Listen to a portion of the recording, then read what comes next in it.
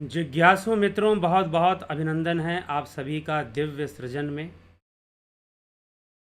प्रत्येक दिवस की भांति आज हम यहाँ पर यह लाइव चर्चा का कार्यक्रम शुरू कर रहे हैं और आज के जो लाइव चर्चा का विषय है, ईश्वर कौन है? क्या ईश्वर का अवतार होता है? अब हम इस विषय को थोड़ा समझने का प्रयास करेंगे।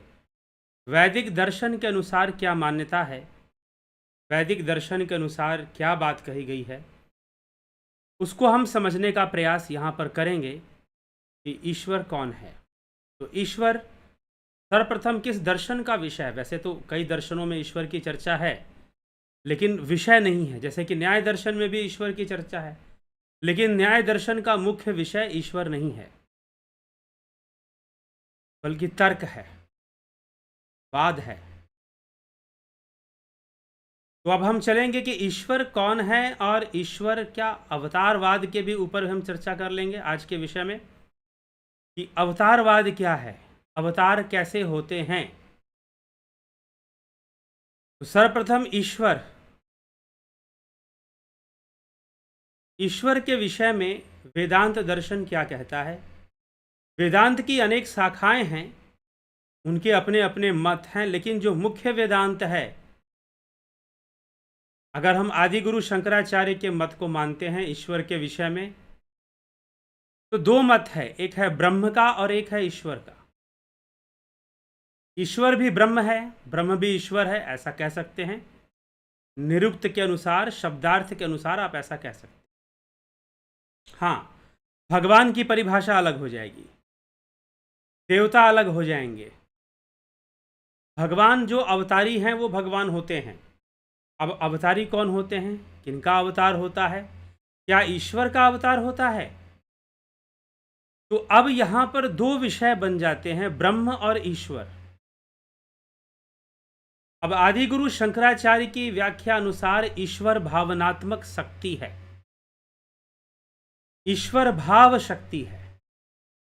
लेकिन ब्रह्म जो है वो भावातीत है, भावनाओं से परे, बियॉन्ड इमोशंस।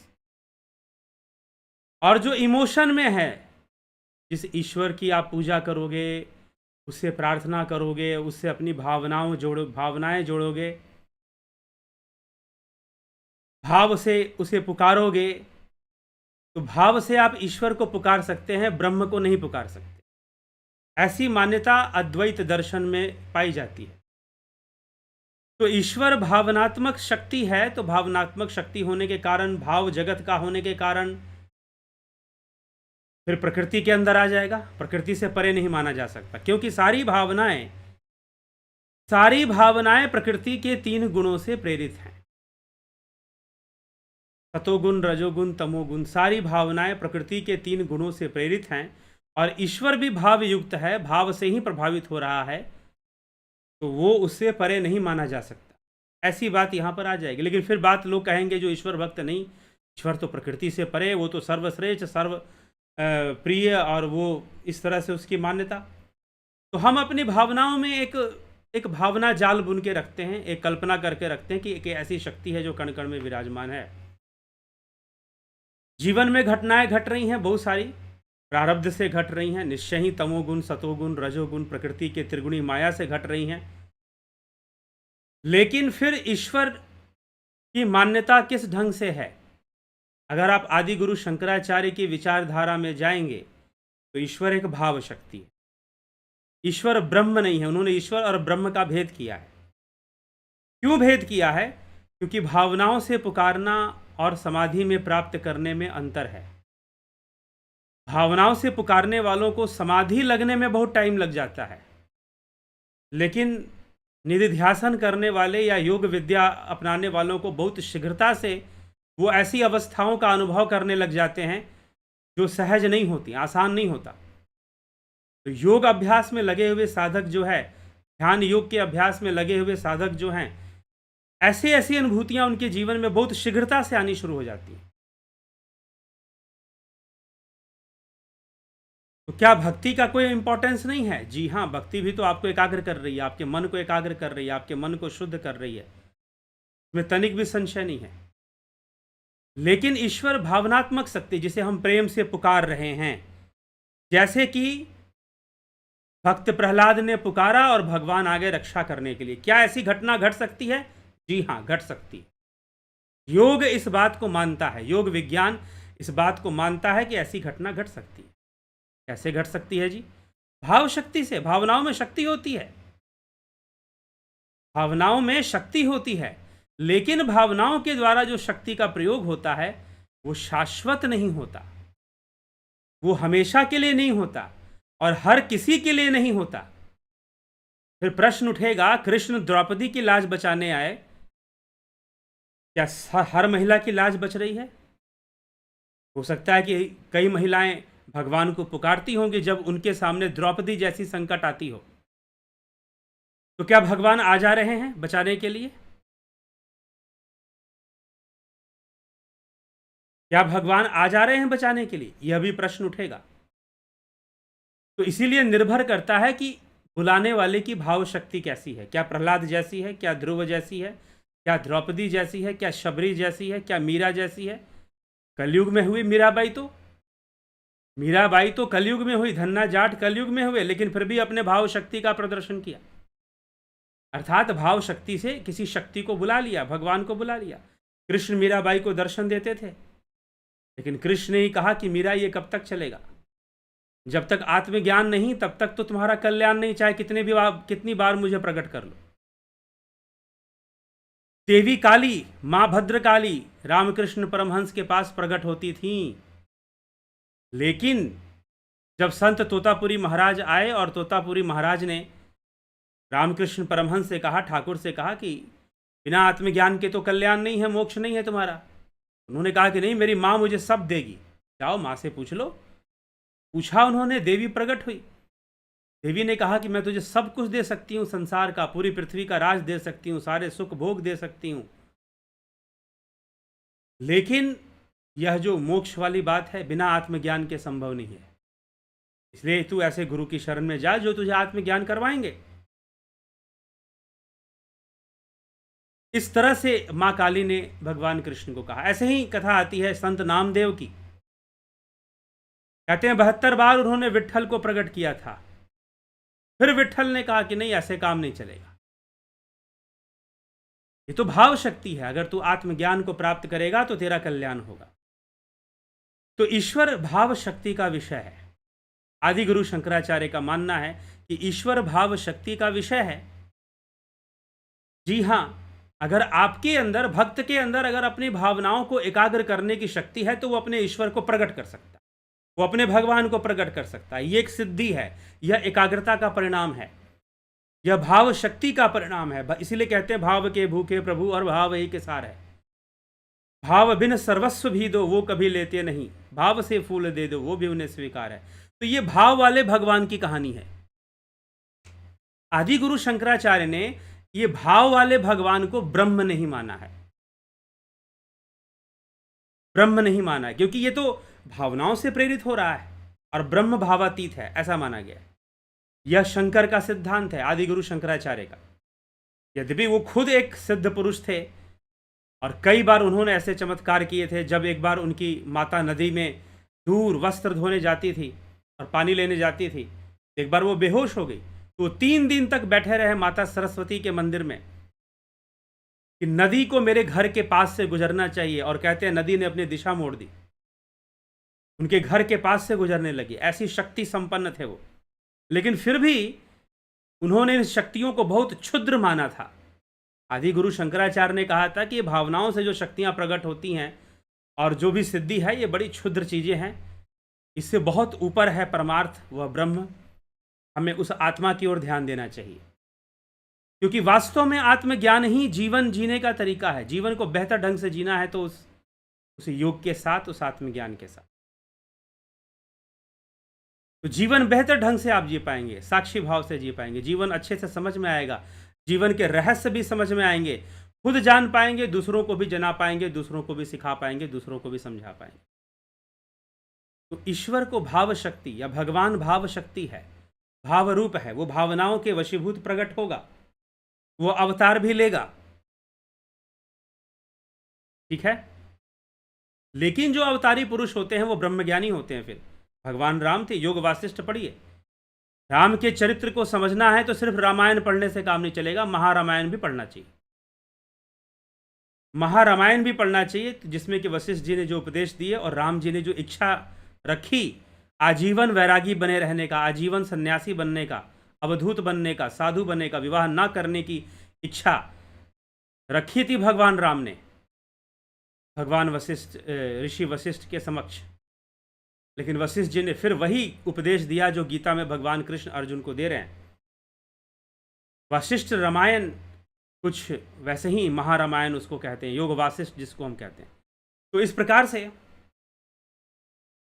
हमें ये बात समझनी चाहिए, हमें ये तथ्य समझना चाहिए, और यह ईश्वर का विषय है।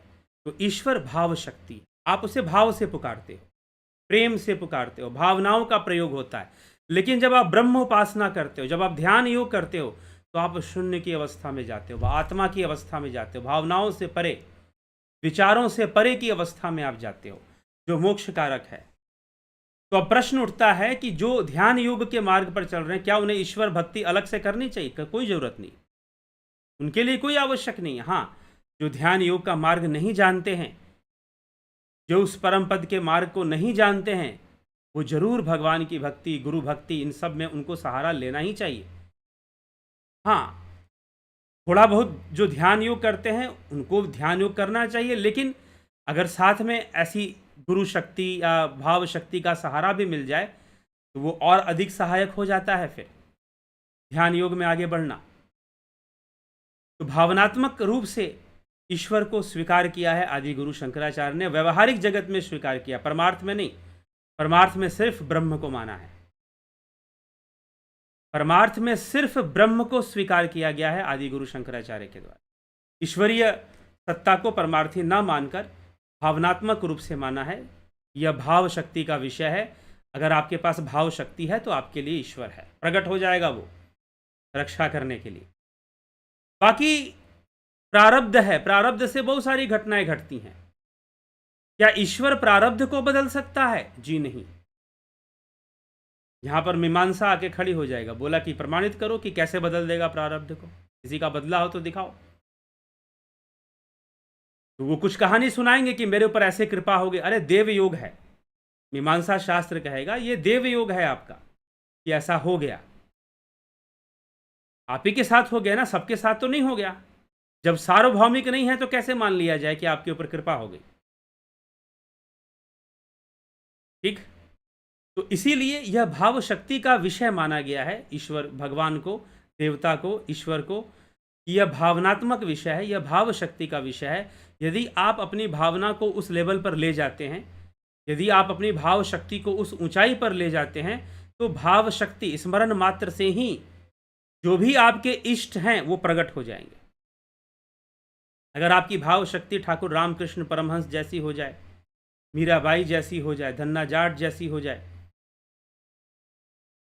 और भी कई भक्त हैं, अगर वैसी आपकी भाव शक्ति हो जाए, आप प्रकट कर सकते हो, अपने इष्ट को अपने सामने प्रकट कर सकते हो। ये संभव है। लेकिन कुल मिलाकर यह भावनाओं का ही विषय है, तो अंततः यह भी नश्वर प्रमाणित हो जाता है। अंततः यह भी नश्वर प्रमाणित ही हो जाता है। ठीक, तो जो नश्वर प्रमाणित हो गया वो स्थिर नहीं, तो वो ब्रह्म नहीं। ब्रह्म क्योंकि नश्वर नहीं है, ब्रह्म शाश्वत है। ब्रह्म कदापि नश्वर नहीं है, ब्रह्म हमेशा ही से ही शाश्वत है। तो उस ब्रह्म को जानना और ईश्वर को जानना, ये दो अलग बातें भी मान ली गई हैं। ईश्वर को भगवान, क्योंकि भगों से संपन्न होने के कारण हम उन्हें भगवान भी कह सकते हैं। भगों से संपन्न होने के कारण हम उन्हें भगवान भी कह सकते हैं और कहते हैं। तो चलिए, ये ईश्वर का विषय है। अब विषय आता है अवतार का, कि अवतार क्या है। अवतारवाद की व्याख्या पुराणों में ज़्यादा मिलती है, क्योंकि पुराणों में कथाएं मिलती हैं, लेकिन पुराणों में एक्सप्लेनेशन नहीं मिलेगा आपको। अवतार कैसे हो जाते हैं, क्यों आ जाते हैं, इसका कोई डिक्लेरेशन, कोई एक्सप्लेनेशन, कोई साइंस इसका समझाया गया हो, ऐसा नहीं है। लेकिन जब आप वैदिक दर्शन में उतरेंगे, कॉन्सेप्ट्स पे जाएंगे, तो वहां कुछ और बात आपको मिलेगी। वहां क्या मिलेगा कि क्या ईश्वर का अवतार होता है? जब ईश्वर को अगर भावनात्मक शक्ति मान लिया जाए तो ईश्वर का अवतार मानने में कोई दिक्कत नहीं है। लेकिन अगर ये कहोगे कि ईश्वर शुद्ध ब्रह्म है, वही ईश्वर है, तो फिर ब्रह्म का अवतार मान्य नहीं है, क्योंकि ब्रह्म तो पहले से ही सर्वव्यापी है, तो अवतार क्या लेगा वो पहले से ही सर्वव्यापी है, तो उसे क्यों अवतार लेने की आवश्यकता है? वह कोई व्यक्ति नहीं है, उसको पर्सनालिटी देना पड़ेगा, व्यक्तित्व देना पड़ेगा।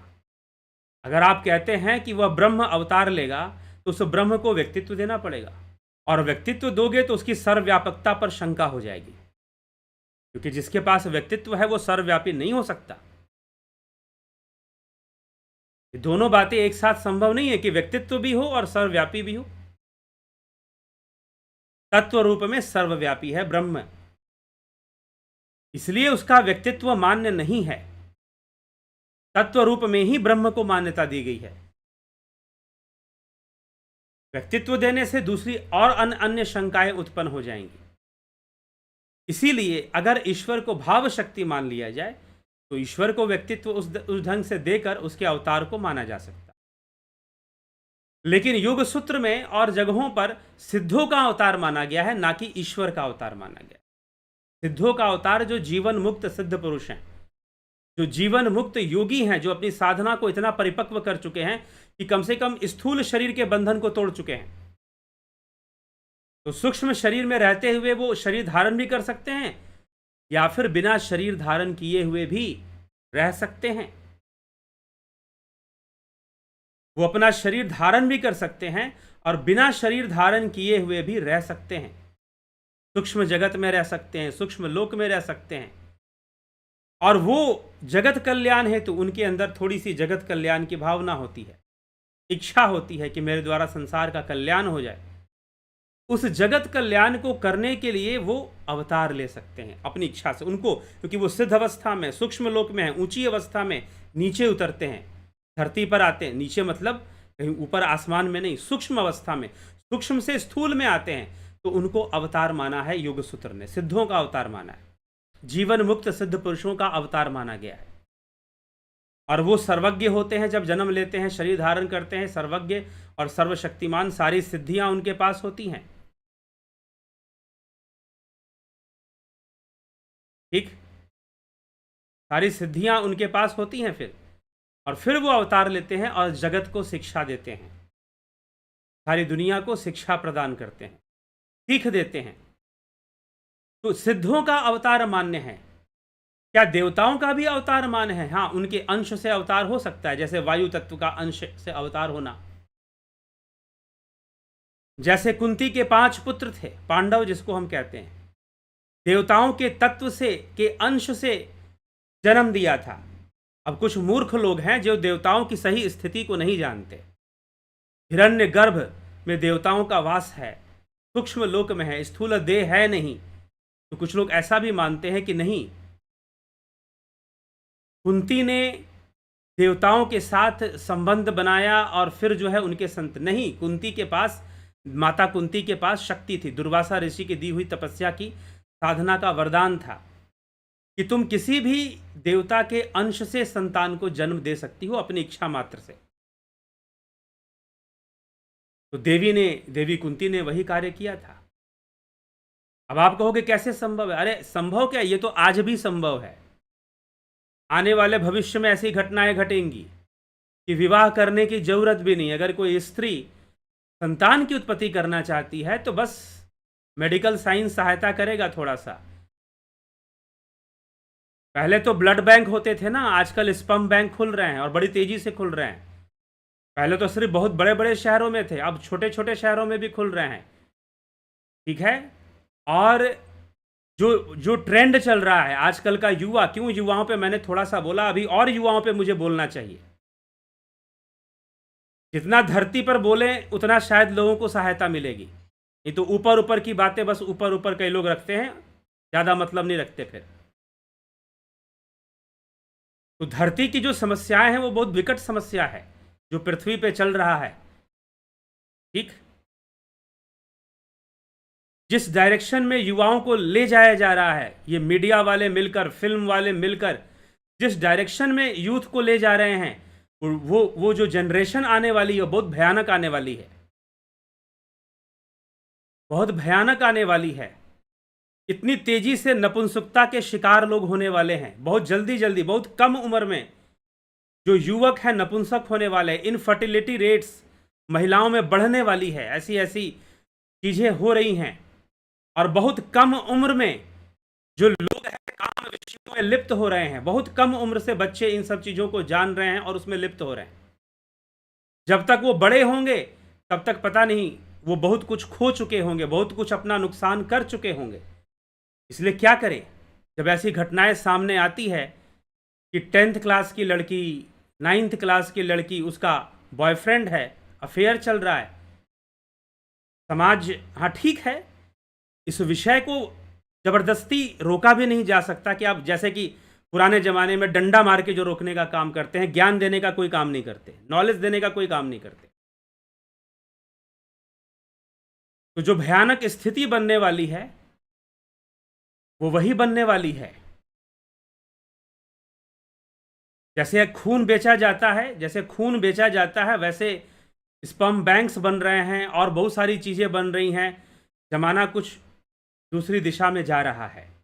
आप रोकना चाहते हैं तो रोक लीजिए, डंडा मारने की नीति कम अपनाइए और ज्ञान की नीति अपनाइए, ताकि यूथ को, टीनेजर्स को नॉलेज दिया जा सके कि उन्हें आगे का जीवन कैसे जीना है। सिर्फ आप IIT क्लियर कर जाए, PMT क्लियर कर जाए, इसके अलावा सोच ही नहीं पाते। माता पिता का खुद का ज्ञान इतना गौण होता है, इतना दरिद्र होते हैं ज्ञान में, वो लोग गरीब होते हैं बेचारे, पैसे से भले अमीर हो, ज्ञान में बहुत गरीब होते हैं। तो उससे ज़्यादा सीख नहीं दे पाते। अपने कुछ ना हो पाया तो बच्चा टॉप कर जाए तो नाम हो जाएगा हमारा, कुछ ऐसा भी सोच लेते हैं। तो विवेक से हमें विचार करना चाहिए। तो कुंती ने जो बच्चों को जन्म दिया, बाद में अभी तो बहुत मेडिकल साइंस बहुत सारा काम कर रहा है, बहुत तरह की चीज़ें सामने आएंगी। अगर समाज नहीं सुधरा तो, और ना हमने कुछ सुधारने की कोशिश की तो सुधार कैसे होगा? फिर भी ऐसी बात नहीं है, बहुत सारे लोग सुधरेंगे, बहुत सारे लोग अपने आप को मेंटेन करेंगे, क्योंकि प्रकृति है यह संतुलन लेकर चलती है। संतुलन का विज्ञान इसके साथ हमेशा काम करता रहता है। तो कहने का तात्पर्य है कि कुंती के जो पुत्रों का जन्म हुआ देवताओं के अंश से हुआ था, और वह एक सिद्धि थी, वो संभव है। और बिना पुरुष के संसर्ग के एक महिला क्या बच्चे को जन्म दे सकती है? बिल्कुल दे सकती है। मेडिकल साइंस भी आजकल इस बात को प्रूव कर चुका है कि यह संभव है। तो कैसे संभव है, क्या है, वो तो विज्ञान अपने ढंग से बताएगा। लेकिन वहां पर देवी कुंती ने जो किया था वह क्या था? वह सिद्धि थी, वह योग बल था, उससे किया था। तो चलिए हम आगे बढ़ते हैं। तो अवतारवाद, तो सिद्धों का अवतार होता है, सिद्धों का अवतार होता है, सिद्ध पुरुषों का, जीवन मुक्तों का। जैसे आदि गुरु शंकराचार्य स्वयं अवतारी थे, अवतारी पुरुष थे। तो जीवन मुक्तों का अवतार होता है, और वो अपनी लीला धरती पर आकर करते हैं, दिखाते हैं, बताते हैं, समझाते हैं।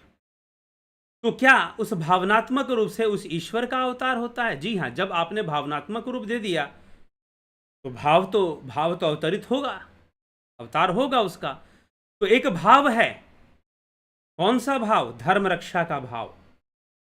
और धर्म रक्षा के भाव के वशीभूत, लोक कल्याण के भाव के वशीभूत ऐसी शक्तियों का अवतार है, जिसके लिए अवतार होता है, जिसके लिए भगवान ने कहा यदा यदा ही धर्मस्य ग्लानिर्भवति भारत अभ्युत्थानम धर्मस्य तदात्मानं सृजाम्यहम् परित्राणाय साधूनां विनाशाय च दुष्कृतां धर्म संस्थापनार्थाय संभवामि युगे युगे। धर्म संस्थापना की भावना, इस भाव हेतु अवतार होते हैं फिर। और कृष्ण अवतार लेते हैं, क्या मोर मुकुट पहन के अवतार लेंगे? तुम ना पहचान पाए कृष्ण को तो क्या करें? जब आदि गुरु शंकराचार्य आए थे तो समझो कृष्ण ही आए थे। जब ठाकुर रामकृष्ण परमहंस आए थे तो कृष्ण ही आए थे। उन्होंने तो कहा है कि जब जब धर्म की हानि होगी तो मैं कुछ ना कुछ करने तो आऊंगा ही।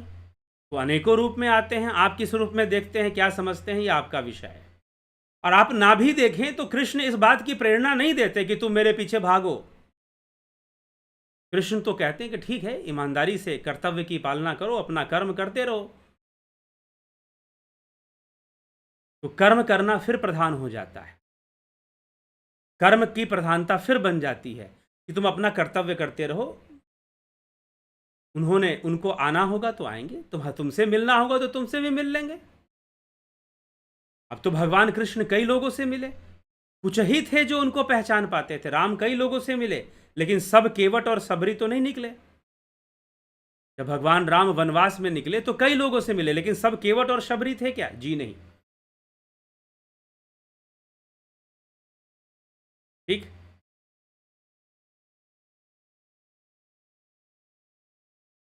समझ गए? तो इसीलिए जब आप इस विषय को समझेंगे तो ईश्वर का विषय है, ईश्वर के अवतार का विषय है। तो ईश्वर का अवतार होता है,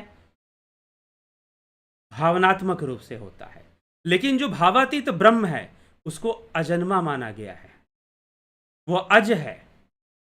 गोस्वामी तुलसीदास जी भी अज लिखते हैं। ब्रह्म जो व्यापक बिरज अज, निर्गुण विगत विनोद, उसे अज उसे भी लिखते हैं। विशिष्टाद्वैत की विचारधारा आ जाती है यहां पर। सोई अज प्रेम भक्ति वश कौशल्या के गोद, भाव के कारण। तो जब अवतार होगा तो भाव युक्त होगा।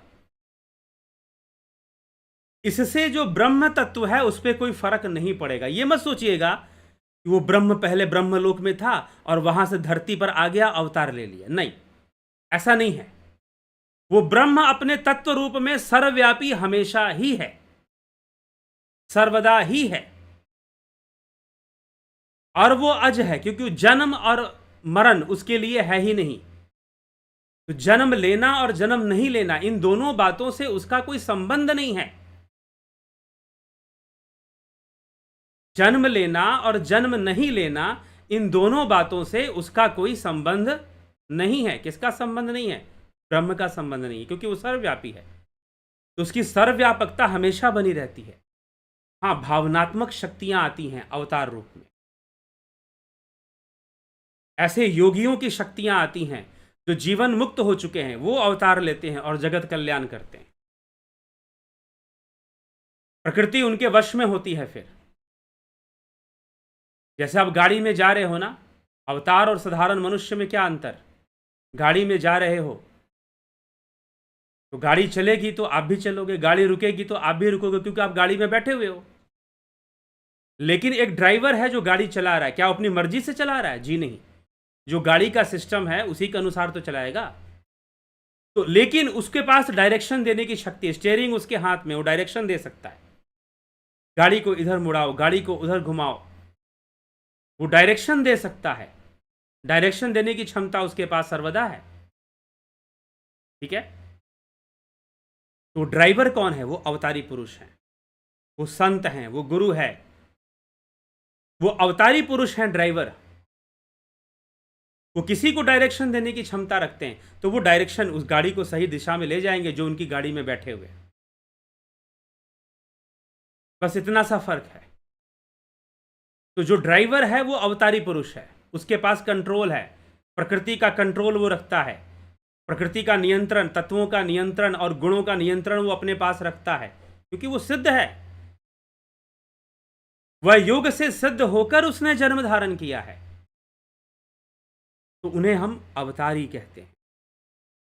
दूसरा आवेश अवतार, भाव शक्ति से आवेश अवतार भी होता है। आपके अंदर भावनाओं की एकाग्रता अद्भुत होनी चाहिए, असामान्य होनी, एक्स्ट्रा ऑर्डिनरी होनी चाहिए, तो चमत्कार घटित होगा। मैंने खुद, क्योंकि मेरे अनुभव, मैं इन अनुभवों से गुजरा हूं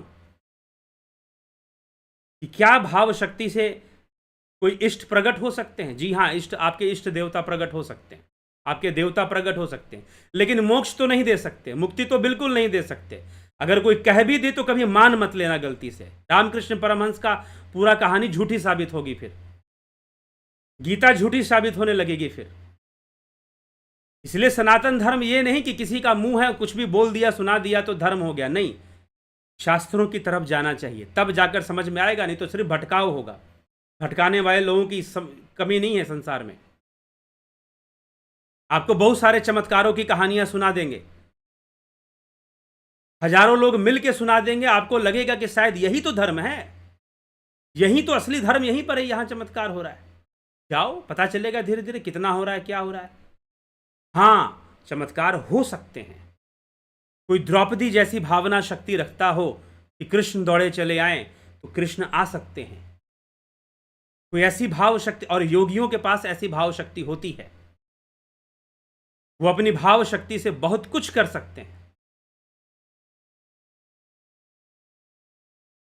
ठीक, तो और भक्तों के अंदर भी भाव शक्ति होती है। तो जिसके अंदर भाव शक्ति का बल है, भाव बल जिसके अंदर कार्य कर रहा है, वो अपने इष्ट को प्रकट कर सकता है,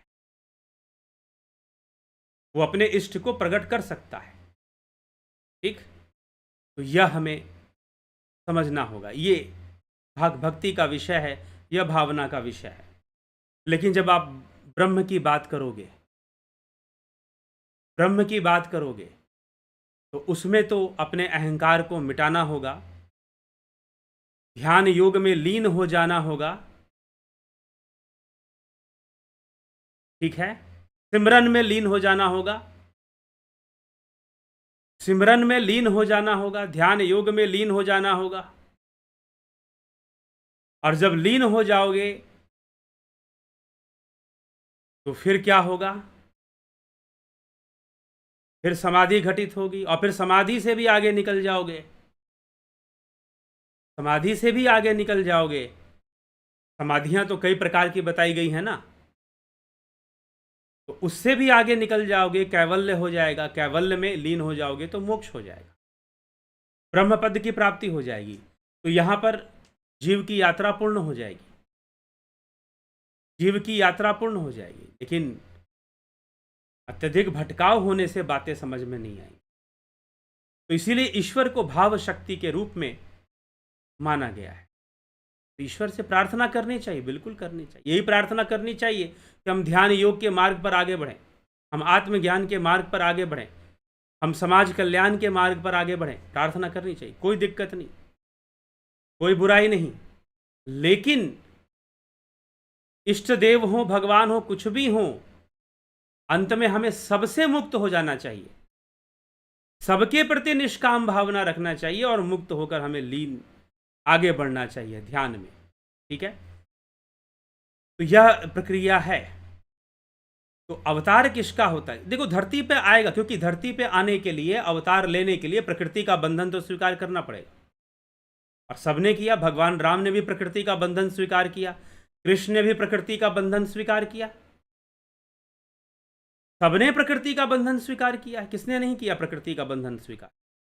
करना ही पड़ेगा, कोई विकल्प ही नहीं है। अरे भाई, आप गाड़ी चलाओगे तो गाड़ी में जो सिस्टम दिया गया है वैसे ही तो गाड़ी चलाओगे, कि अपनी मर्जी से चला दोगे?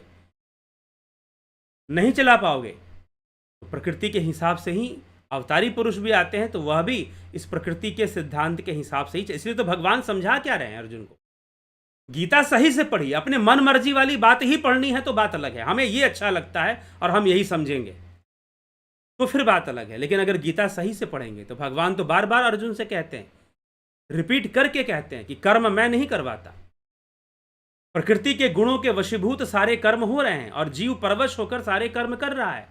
ये एक बार नहीं कही गई है, श्रीमद् भगवत गीता में कई बार कहा गया। फिर 18वें अध्याय में भगवान ने यहां तक कह दिया कि जितने देवी देवता हैं सब प्रकृति के वशीभूत हैं, कोई प्रकृति से परे नहीं है। तो भगवान भी आते हैं, प्रकृति के बंधन को स्वीकार करते हैं। तो पर उपदेश कुशल बहुतेरे, उपदेश देना बड़ा आसान होता है, तो ये भगवान सब संभाल लेंगे, ये कर लेंगे। अरे भाई, द्रौपदी का भगवान ने संभाल लिया, मीराबाई का संभाल लिया, वो विशेष लोग थे, उनकी भावना शक्ति विशेष थी, सामान्य जन से एक्स्ट्रा ऑर्डिनरी भाव शक्ति उनके पास थी, असामान्य। तो आप अभ्यास कीजिए ना, आप साधना के मार्ग पर, भक्ति के मार्ग पर अभ्यास कीजिए। अभ्यास करेंगे आपकी भी भावना शक्ति एक्स्ट्रा ऑर्डिनरी हो सकती है। ध्यान योग का ही अभ्यास कर लीजिए अच्छे से, एकाग्रता बढ़ती जाएगी और भाव शक्ति विकसित होती जाएगी। फिर आपकी भाव शक्ति से क्यों नहीं प्रकट हो सकते हैं आपके इष्ट। तो इसीलिए सिर्फ उपदेश नहीं देना, विज्ञान को समझाना होता है कि आखिर में घटना क्या घट रही है। द्रौपदी की ही लाज क्यों बचेगी, बाकी हर नारी की लाज बच जाए, आ जाए कृष्ण बचा लें।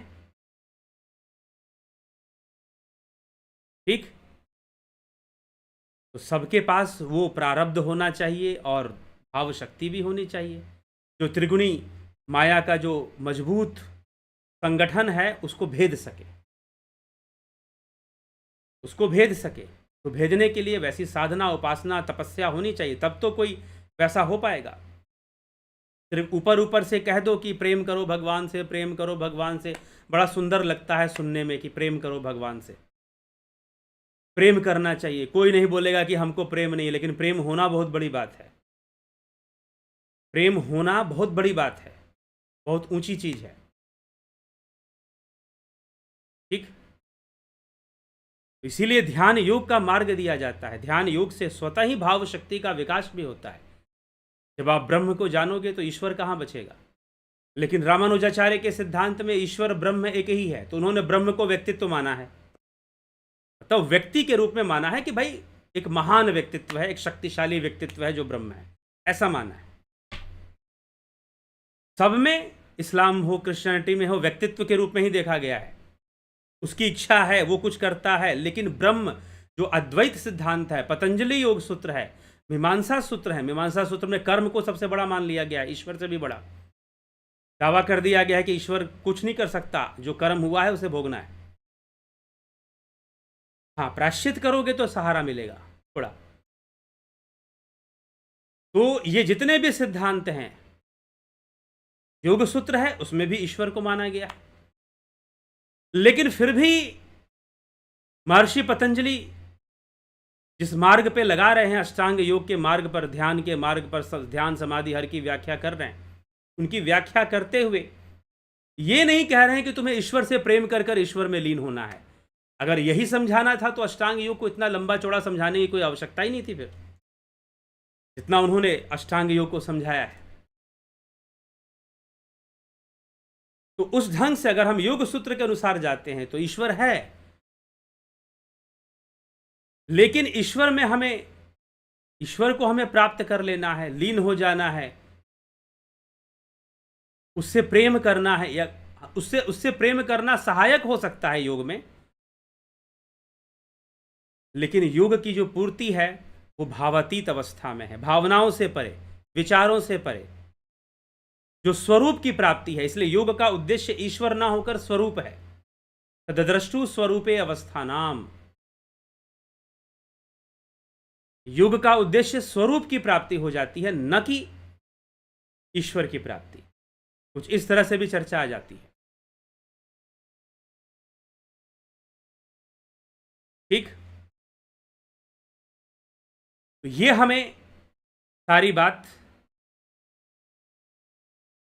समझ कर चलना है। तो अवतार होता है, सिद्ध पुरुषों का अवतार होता है, क्योंकि भावना नहीं होगी तो अवतार होने का मतलब क्या है। जिसके अंदर लोक कल्याण की भावना ही नहीं है वो अवतार कैसा।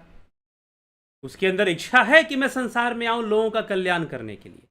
बाद में कहते हैं कि सिद्ध पुरुष जो होते हैं योगी, यह इच्छा को भी खत्म कर देते हैं कि मुझे क्या जरूरत है कल्याण करने की, प्रकृति सब खेल खेलती है और कल्याण करती है।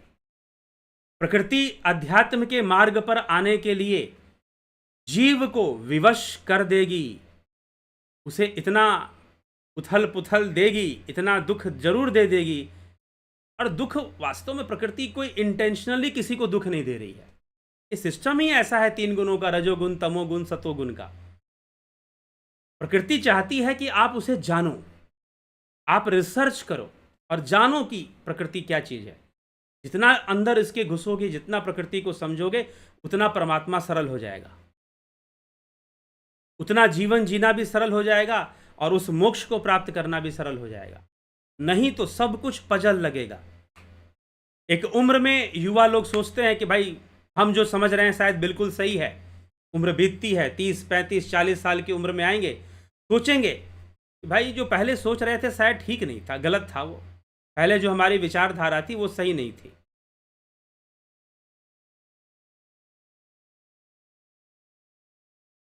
ठीक, वैसे भी होता है। तो चलिए इसी के साथ हम आगे बढ़ेंगे। आप ये कमेंट को भी देखेंगे। आप लोग चैनल को जरूर सब्सक्राइब कर लिया कीजिए, क्योंकि आगे से चैनल में कमेंट करने की जो परमिट है वो सब्सक्राइबर्स को होगी सिर्फ। ठीक, तो चलिए आगे बढ़ते हैं। आपके कमेंट्स भी थोड़े बहुत देख लेते हैं। अगर लगेगा कि काम का कमेंट किया है या सिर्फ शब्द जाल बुना है तो देख लेते हैं। नरेंद्र माकुड़े जी, बहुत अभिनंदन है। संतोष कुमार, AK त्यागी जी, जगत नारायण जी, शंकर प्रसाद जी, अवधेश कुमार जी, विक्रम सिंह, सृजनी महंता जी, बहुत अभिनंदन है आपका। बिमला शाह जी, राजू पाल, ओम तत्सत, किशोर वैद्य, गोविंद प्रसाद नीमा, विनोद कुमार शर्मा, उषा श्रीवास्तव, गंभीर शाह, पुष्पा शर्मा, बहुत अभिनंदन है। नवज्योति नाथ जी, योगेंद्र पंडित, श्वेता राय सिन्हा जी, बहुत अभिनंदन।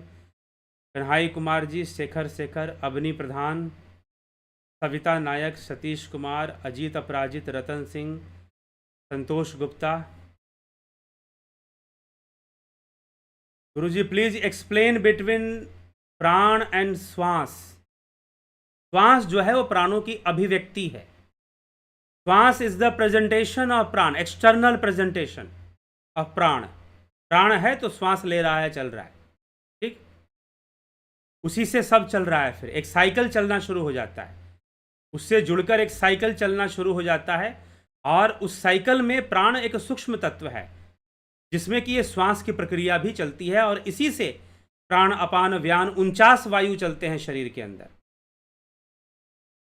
विनोद के सूद, आशा रानी, चित्रंजन बरुआ, नत्थु सिंह, योगेश खैरनर, कमलेश खैरनर, गोपाल मल्ला, व्यास सिंह, पूजा विश्वकर्मा, बहुत अभिनंदन। अमन कक्कर, विष्णु चंद्र मौर्य, अमरनाथ यादव, बबीता धीमान, रूपलाल विश्वकर्मा, प्रेम कुमार, दिनेश भाई डाभी, नरेंद्र माकुड़े, नूतन भट्ट, नरेंद्र जी, जाकी रही भावना जैसी प्रभु मूरत दिन देखी तैसी। बिल्कुल सही बात है, भाव का विषय है ये। पवन कुमार गुप्ता, लेकिन जब ध्यान योग से हम ब्रह्म की प्राप्ति करते हैं तो वहाँ सब एक जैसा होता है। जाकी रही भावना जैसी, उससे संबंध टूट जाता है। नीति सिन्हा, कैलाश कदम, आपके भीतर के परमात्मा को सुख स्वरूप में कोटि कोटि प्रणाम, अभिनंदन आपका कैलाश जी। गोविंद प्रसाद होरी, सौम्या शर्मा, सिद्धों का अवतार हो सकता है तो फिर विष्णु जी को क्यों कहा जाता है कि वो धर्म स्थापना के लिए बार बार अवतार लेते हैं? जो सिद्धों का अवतार है उन्हीं में विष्णु तत्व है। ठीक, उन्हीं में विष्णु तत्व है। हरीश डंगवाल, राकेश मराठे, चित्रंजन बरुआ,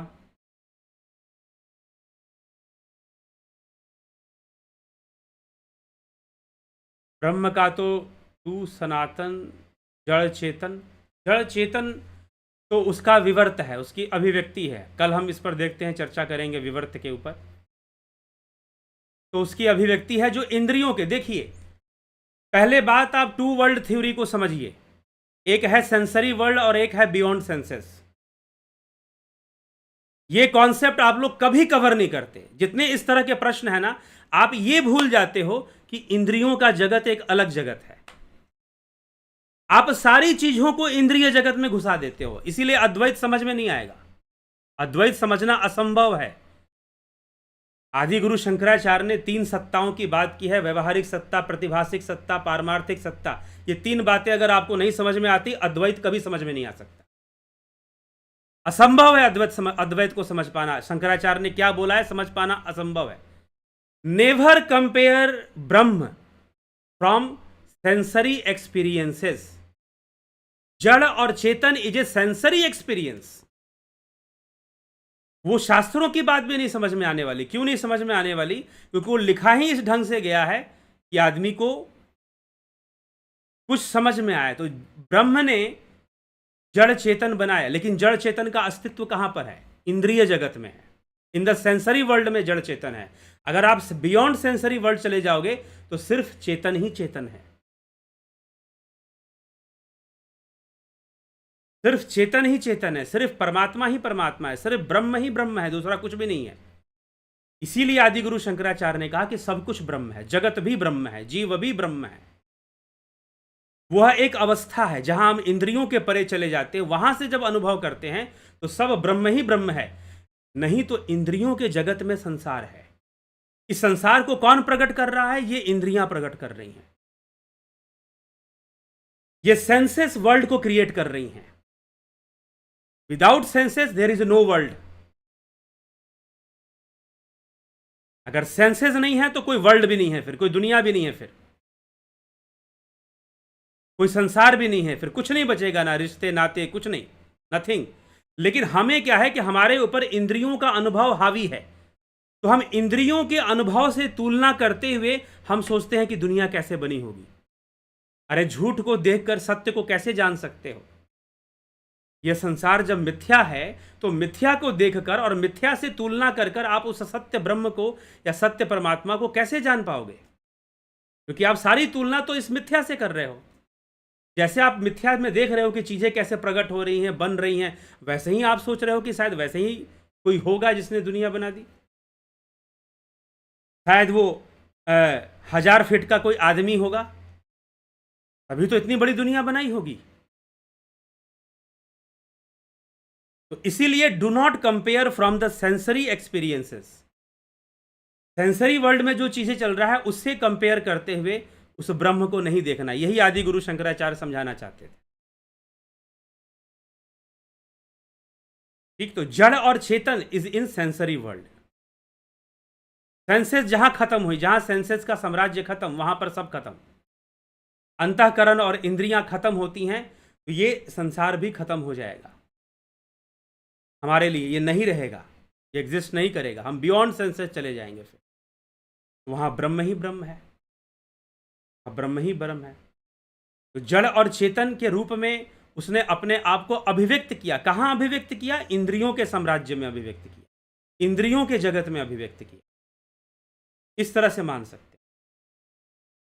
ठीक, हाँ, अवतारवाद जब वो व्यक्तित्व धारण करे, पर्सनालिटी को जब वो एक्सेप्ट करेगा, तब जाकर अवतारवाद हम उसे कहेंगे कि वो पर्सनालिटी हो रहा है, वो व्यक्ति बन रहा है, व्यक्तित्व हो रहा है वो।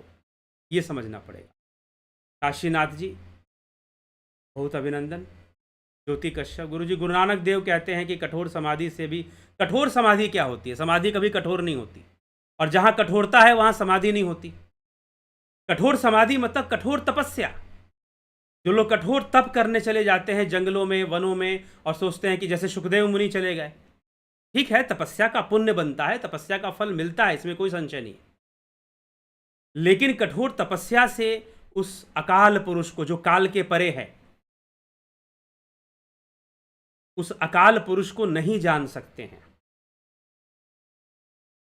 ठीक,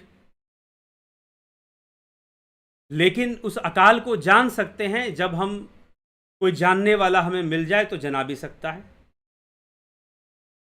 दया रानी जी, गीता प्रेस की भागवत गीता शंकर भाष्य में लिखा है कि देहधारी आत्मा है, देहधारी जीवात्मा है।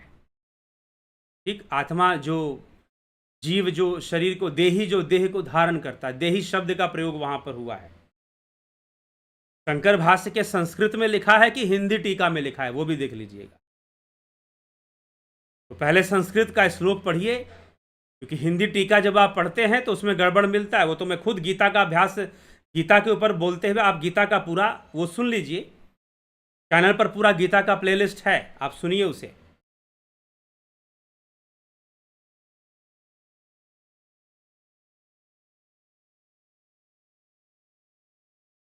ठीक, गुरु नानक देव गुरबानी में कहते हैं कि मैंने वर्षों तक ध्यान तप, आप रेफरेंस में दे दिया कीजिए तो बहुत अच्छा होगा, क्योंकि बहुत कुछ वहाँ पर है, लिखा हुआ है।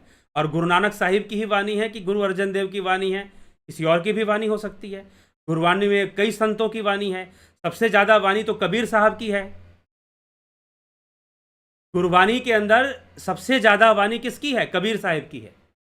60% वाणी तो गुरबानी में कबीर साहब की है। ठीक, तो ऐसा नहीं, आप रेफरेंस दे दीजिए, हम चेक कर लेंगे, आपको बता देंगे किस ढंग से कौन सी बात कही गई। ध्यान की पूरी प्रक्रिया मिलती है गुरुवाणी के अंदर, कि ध्यान की गहराई में कैसे जाना है, कैसे ईश्वर तक पहुंचना है, पूरा मिलता है। हम आपको प्रस्तुत करके दिखा देंगे।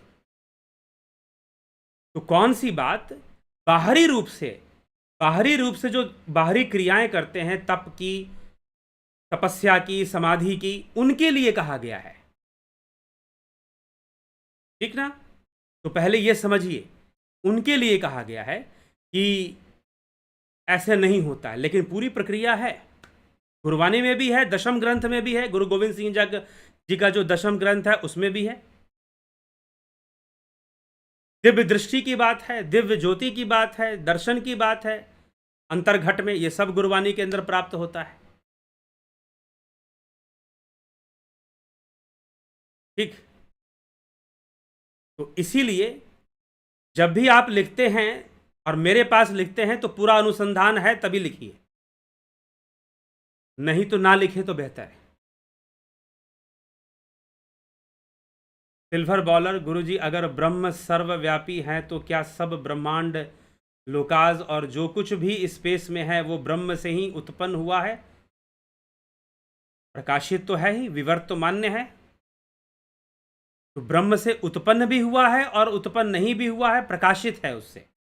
प्रकाशित कहने का मतलब उसका रूप है। हम इंद्रियों से चीजों को देख रहे हैं और इंद्रियों में ही वो कर रहे हैं। सतनाम वाहे गुरु नाम जब से, अब देखिए ये भी कहा गया है गुरबानी के अंदर, कृतम नाम कथे तेरे जिह्वा सतनाम तेरा परापूर बला। जिह्वा से जो बोलते हैं वो कृत्रिम नाम है, चाहे वाहे गुरु बोलो चाहे जो बोलो। जब जिह्वा का प्रयोग होगा ना, जब जीभ का प्रयोग होगा तो वो कृत्रिम नाम होगा। ठीक, अभी बहुत कुछ है गुरबानी में, निकालना शुरू करूंगा तो फिर पता चलेगा। तो इसीलिए जिह्वा, अगर जीभ का प्रयोग होगा, ज्योति कश्यप जी, अगर जीभ का प्रयोग होगा तो वो कृत्रिम नाम होगा, वो सतनाम नहीं होगा, क्योंकि सतनाम जिह्वा से परे है। सतनाम जिह्वा से परे है, तो असली सतनाम को जानोगे तो जाकर जरूर रास्ता मिलेगा। सतनाम जिह्वा से परे है। अंबुज सिंह, परमात्मा, ब्रह्म, माया और जीव क्या है, सब बता दिए। आज की चर्चा में यही था। हीरा सिंह चवन, प्रणाम जी। घनश्याम सरोदे,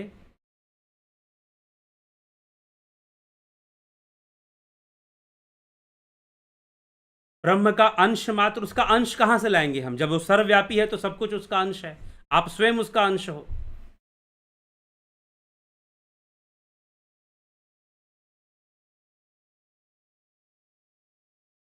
क्या त्रिदेव की भी आयु है? तो पुराणों में विष्णु जी कब कहा कि त्रिदेव की आयु है? देवताओं की बात अलग हो जाती है। देवताओं की तुलना आप अपने आप से मत कीजिए। उनकी अवस्था है, आयु नहीं होती, वहां पर अवस्था होती है। चितरंजन बरुआ जी, गुरु जी कैन वी से ईश्वर एंड अवतार ऑफ, ईश्वर अंश, अवतार ऑफ ब्रह्मा। ईश्वर भाव युक्त है, तो जहां पर भावनाओं का साम्राज्य है वहां भावनाओं का ही अवतार होता है, उसी में चलता है। इसलिए ब्रह्म का अवतार कभी मान्य नहीं हो सकता, वो अज है, अज ही रहेगा। सत्य तो यह है कि उसके लिए जन्म लेना और उसको अजन्मा कहना और जन्मा कहना दोनों गलत है। मांडुक्य कारिका, इसके लिए मांडुक्य उपनिषद का अध्ययन करना चाहिए। मांडुक्य कारिका में इसकी व्याख्या है और मांडुक्य कारिका का प्लेलिस्ट है, आप उस प्लेलिस्ट में सुनिए। साफ साफ श्लोकों में लिखा हुआ है कि ब्रह्म को पहले बताया गया कि अजन्मा है, फिर कहा गया ना जन्मा है ना अजन्मा है।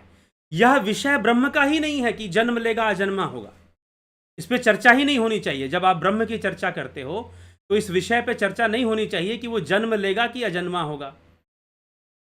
ये बड़ी विचित्र सी बात है। ये कहा गया है, मांडुक्य उपनिषद ये मानता है कि यह चर्चा ही नहीं होनी चाहिए कि ब्रह्म का जन्म होगा कि जो सर्वव्यापी है वो तो आपके भीतर भी है, आप लिख रहे हो वहां भी ब्रह्म है।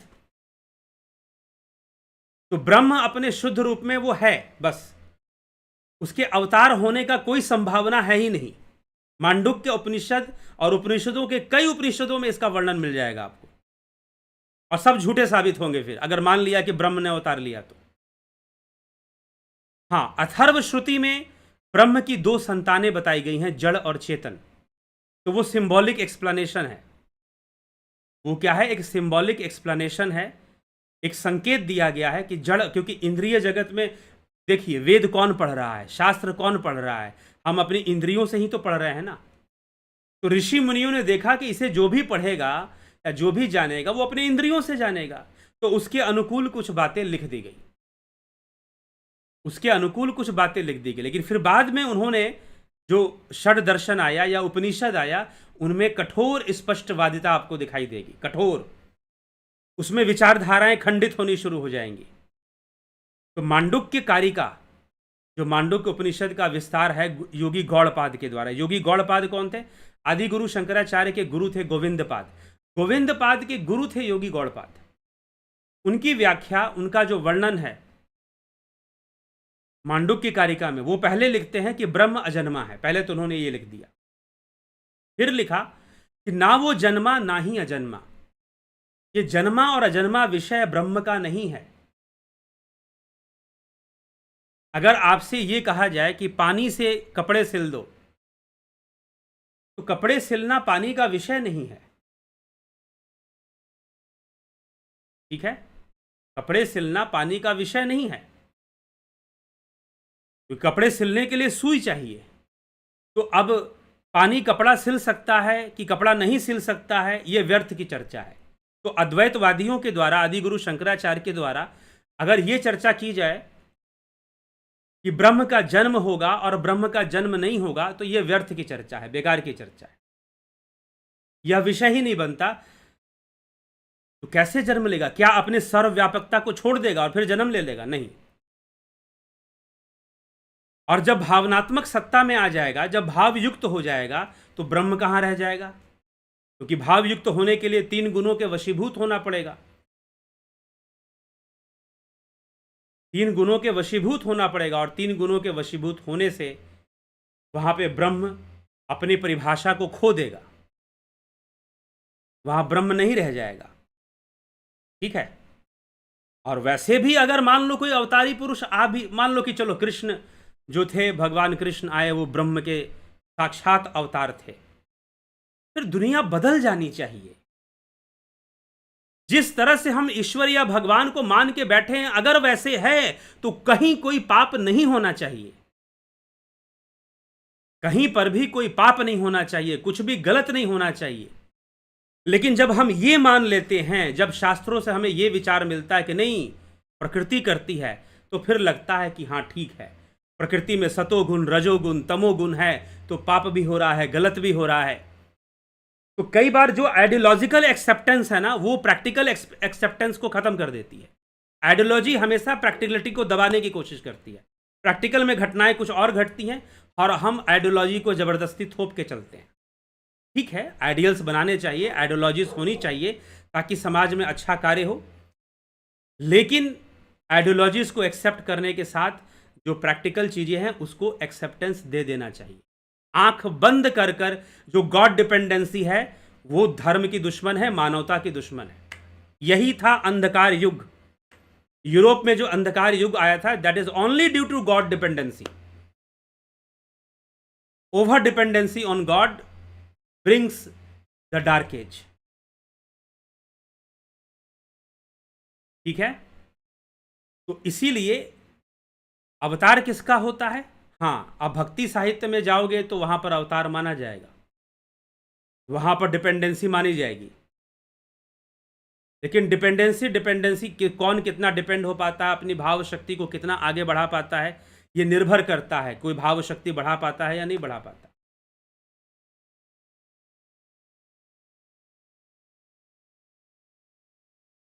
गीता प्रेस की शंकर भाष्य में लिखा है कि देही जो देह में रहता है अर्थात आत्मा। ये अर्थात शब्द लगाने की क्या जरूरत है, सीधा लिखो कि देही ही आत्मा है। और कठ उपनिषद में लिखा है कि शरीर रथ है और आत्मा इस रथ पर सवार रहती है। सही बात है। जलाराम राय का अभिनंदन है आपका।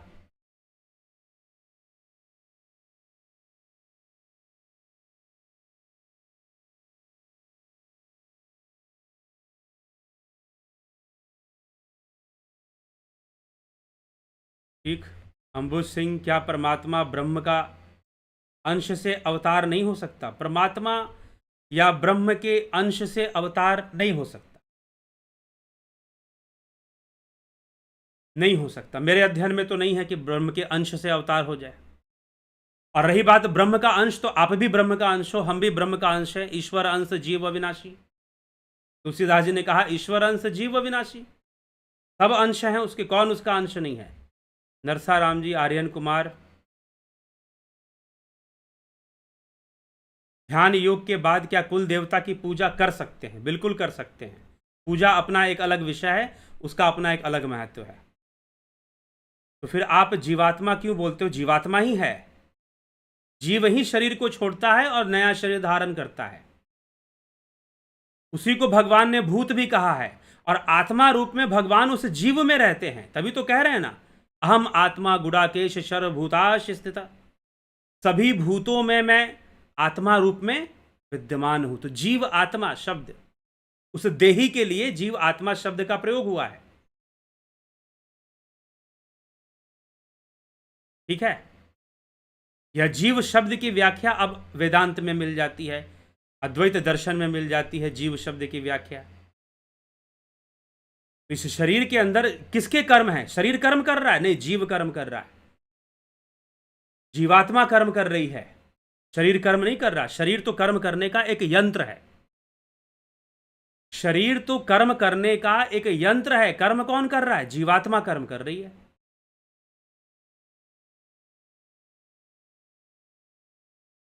कौन सुन रहा है? जीवात्मा सुन रही। कौन बोल रहा है? जीवात्मा बोल रही है।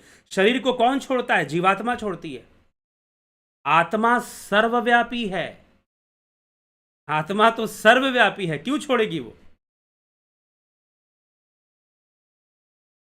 तो इसीलिए भगवान ने कहा अहम आत्मा गुडाकेश सर्वभूताश, सभी भूतों में स्थित हूं मैं। आचार्य जी कृष्ण जी अर्जुन से कहते हैं कि मैं ही साकार, मैं भी विष्णु, मैं ही ब्रह्मा, मैं ही इंद्र हूं। पढ़िए, सुनिए आप, पहले आप पूरी गीता को सुन लीजिए क्या बताया गया है। सबसे पहला, जब अपने भगवान अपनी विभूतियों का वर्णन करते हैं तो सबसे पहले ये बात कहते हैं अहम आत्मा गुडाकेश सर्वभूताश स्थिता। हे अर्जुन, सभी भूतों में स्थित आत्मा पहले मैं ही हूं। और बाद में भगवान कहते कि क्या जानकर करेगा मेरे विभूतियों को? मना किया है। अरे कितना, गीता आप पढ़िए ना, गीता सुनिए आप, नहीं तो प्ले लिस्ट में है, सुनिए। उसमें इतना स्पष्ट भगवान ने कहा कि मेरे विभूतियों को जानकर क्या कर लेगा तू, क्या मिल जाएगा तुझे? रोक दिया, अपनी विभूतियों को बताना बंद कर दिया भगवान ने। 10वां अध्याय पढ़िए, मिलेगा उसमें चर्चा। भगवान ने इसी बात पर जोर दिया कि मैं आत्मा रूप में सब में विद्यमान हूं, तो उस आत्मा को जानो। ओमराज हेम्ब्रोम सृजनी महंता वीर, क्या रामकृष्ण का शरीर माया से ही बनता है, आदर्श प्रपंच से बनता है।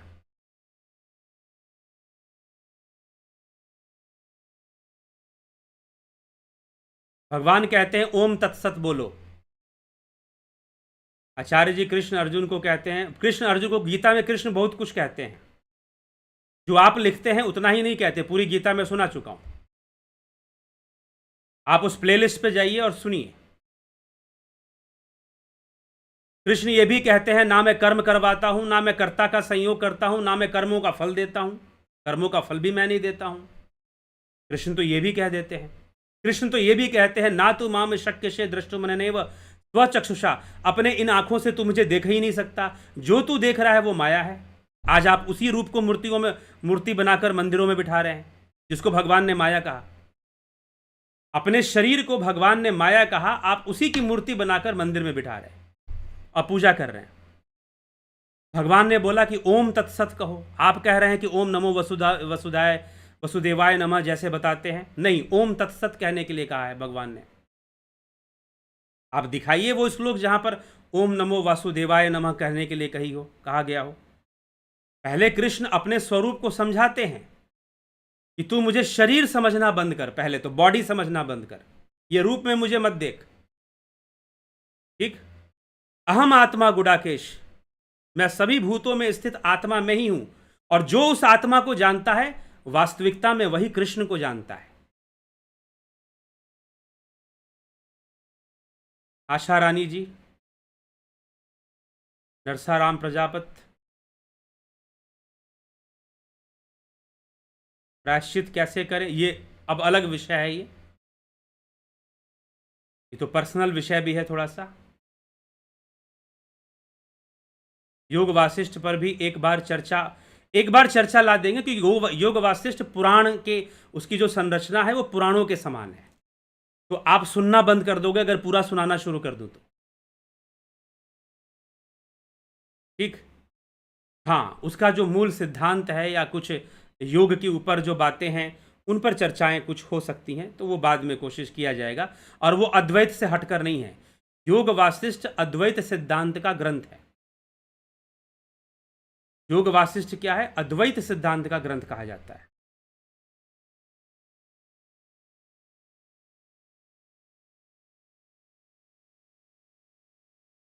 ब्रह्म को जाना ही नहीं जा सकता, इंद्रियों से नहीं जाना जा सकता, एक्सपीरियंस नहीं किया जा सकता, इंद्रियों से नहीं किया जा सकता, इंद्रियों का विषय नहीं है।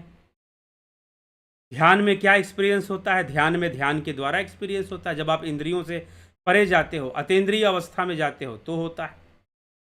बन्नी लाल चौहान, चितरंजन बरुआ,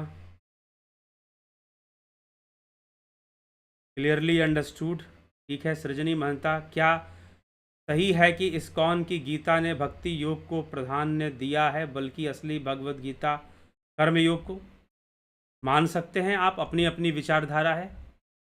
क्या स्वर्ग नरक पुनर्जन्म होते हैं? क्योंकि हमारे अद्वैत आचार्य प्रशांत ने अपनी भगवत गीता में सबका खंडन किया है। अगर कर्म होते हैं तो सब होते हैं। अगर कर्म है तो कर्म फल के रूप में स्वर्ग नरक पुनर्जन्म सब है।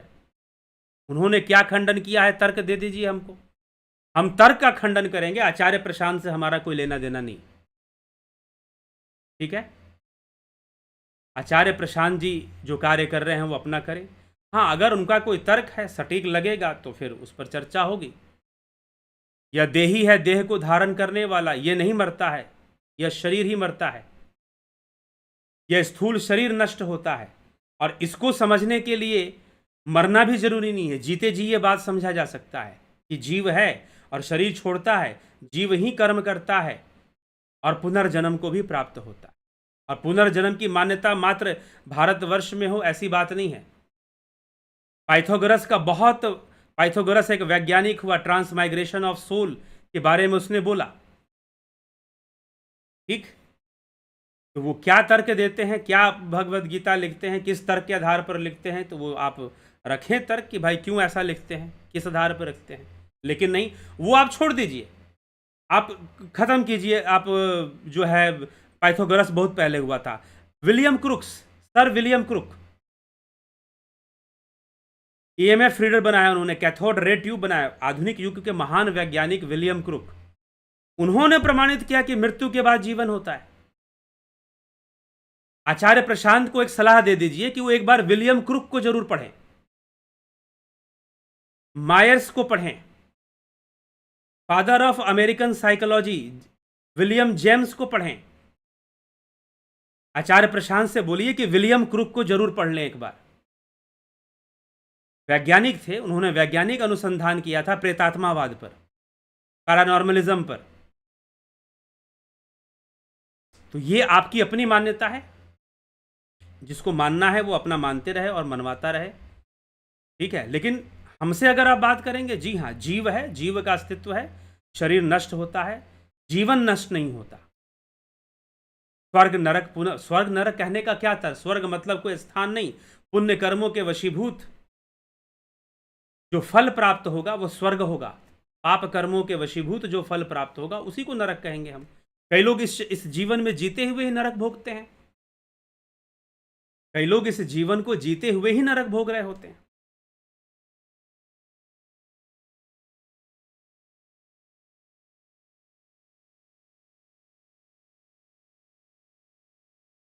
कठ उपनिषद में लिखा है कि शरीर रथ है, आत्मा रथी है। जी हाँ, ठीक है, इसमें क्या दिक्कत है?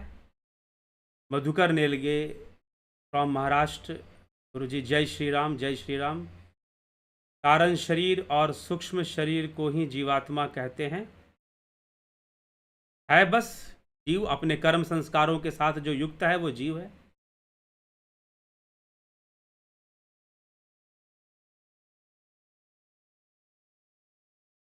कैसे पता चलेगा कि देही? तो कहा गया ना, देह को धारण करने वाला देही, तो कर्म भी उसी के। जीव शब्द नहीं आता है, भूत शब्द आता है, भूत आत्मा आता है, भूत आता है, भूत के अंदर आत्मा आता है। अहम आत्मा गुड़ाकेश सर्वभूताश स्थिता।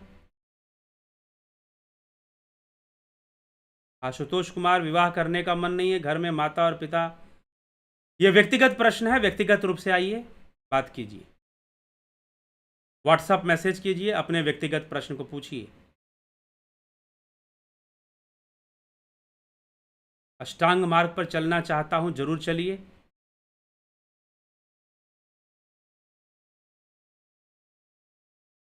आत्मा एक शरीर से दूसरे शरीर में जाती है, कहा जा सकता है, क्योंकि आत्मा की अलग अलग परिभाषा आती है अलग अलग दर्शन में। इस्कॉन जो है वो अलग द्वैतवाद में माधवाचार्य की विचारधारा से इस्कॉन का संबंध है, ठीक है।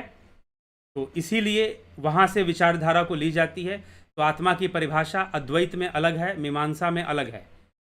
मीमांसा में भी कहा गया है कि आत्मा एक शरीर को छोड़कर दूसरे शरीर में जाती है। मीमांसा शास्त्र भी इस बात को मानता है, क्योंकि वो आत्मा को ब्रह्म कहकर नहीं मानते, ब्रह्म की व्याख्या में वो जाते ही नहीं है। ब्रह्म की व्याख्या मात्र अद्वैत में प्राप्त होती है, ब्रह्म की व्याख्या मात्र अद्वैत में प्राप्त होती है। तो इसीलिए वहां पर कहा गया है अयम आत्मा ब्रह्म, आत्मा ही ब्रह्म है, मांडुक्य उपनिषद।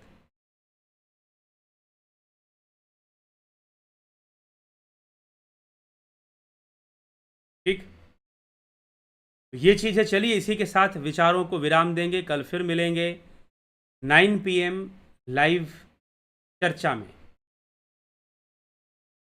तो लाइव चर्चा में जब हम मिलेंगे तो आपके ही विषय पर आप व्हाट्सएप पे प्रश्न कीजिए। कल से हो सकता है कि मैं आपके कमेंट्स का प्रश्न ना दूं, मैं उत्तर ना दूं, आप व्हाट्सएप मैसेज कीजिए। अब व्हाट्सएप नंबर कहाँ मिलेगा आपको? तो मैं दे देता हूं, नहीं तो चैनल पर नंबर है, आप चैनल पर जाइए और नंबर ले लीजिए। जैसे ही आप चैनल के फ्रंट पेज पर जाते हैं तो वहाँ आपको नंबर लिखा हुआ मिल जाएगा। तो वहाँ जब नंबर लिखा हुआ मिल जाएगा तो वहाँ से आप नंबर लेकर फिर आप मैसेज कर सकते हैं। ध्यान योग का कोर्स शुरू हो चुका है, चल चुका है, आगे बढ़ चुका है। अब जो ध्यान योग ज्वाइन करना चाहेंगे अगले महीने, नेक्स्ट मंथ ज्वाइन कर पाएंगे, ठीक है, नेक्स्ट मंथ आप ज्वाइन कर पाएंगे।